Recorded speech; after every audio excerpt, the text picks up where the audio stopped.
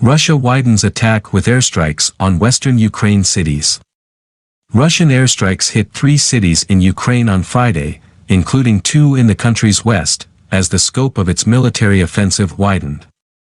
The raids hit airfields in Lutsk and Ivano-Frankivsk, far from the main areas of conflict, and residential buildings in the strategically important city of Dnipro, which sits on the Dnieper River. The air raids came as new satellite imagery from Maxar Technologies showed that a 40-mile convoy that had been approaching the Ukrainian capital, Kyiv, had dispersed as tanks and artillery moved to what appeared to be firing positions to the northwest of the city.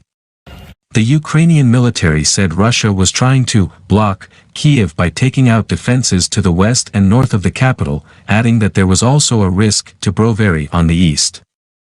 As the mayor of Kyiv, Vitaly Klitschko, said that about 2 million people, half the population of the metropolitan area, had left the capital, preparations continued for its defense. Every street, every house is being fortified, he said. Even people who in their lives never intended to change their clothes, now they are in uniform with machine guns in their hands. Ukrainian soldiers described fierce fighting for control of the main highway leading into the capital, while missile strikes were reported hitting Velika Dymerka just outside Kyiv's city limits. Despite heavy losses of personnel and equipment in the third week of Russia's brutal assault on Ukraine, in which cities have been placed under siege and subjected to bombardment, Vladimir Putin's forces were pushing ahead